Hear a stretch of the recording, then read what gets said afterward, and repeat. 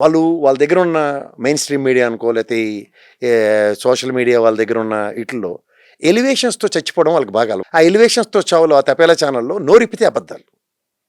So ఎప్పుడు వాస్తవం ఉండదు. ఇప్పుడు విదేశీ పర్యటన సాధారణంగా వాళ్ళ భార్య పిల్లలు తెలియని ఉదంతాలు ఉన్నాయి. గతంలో రాజశేఖర రెడ్డి గారి భార్య పిల్లలు తెలియని ఉదంతాలు ఉన్నాయి. జగన్మోహన్ రెడ్డి గారి ఫ్యామిలీ సందర్భంగా వెళ్ళిన ఉదంతాలు ఉన్నాయి. కానీ వీళ్ళు ఏంటంటే దానికి ఒక నెగిటివ్ నెరేషన్స్, ఎక్కడో హాప్ ఓవర్ వెళ్ళారంట అని దీని మీద ఒక నెగిటివ్ నెరేషన్స్ ఇస్తుంటారు. ఇప్పుడు సిబిఐ కోర్టులో ఉన్న పరిధిలో ఆయన పాస్పోర్ట్కి పర్మిషన్ తీసుకుని వెళ్తారు. కానీ వీళ్ళేమో దాన్ని ఇష్టం వచ్చినట్టు నెరేటివ్స్ ప్రజల్లోకి తీసుకెళ్ళిపోగలుగుతారు. వేర్ ఇట్ కమ్స్ టు మీరు అన్నట్టు చంద్రబాబు నాయుడు గారు కానీ లోకేష్ విషయంకి వస్తే వీళ్ళు చేసిందే వేదమమ్మ. వీళ్ళెవడు ప్రశ్నించలేడు. ఎందుకు వెళ్ళారు అన్నది సాధారణంగా ఎక్కడా ఉండదు. నేను క్యాబినెట్ మీటింగ్ అయింది, ఎక్కడైనా తర్వాత ఎక్కడైనా వార్త విన్నవా?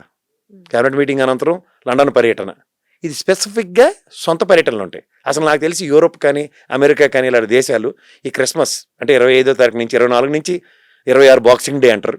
మొత్తం 1వ తారీఖు దాకా అన్ని సెలవులే.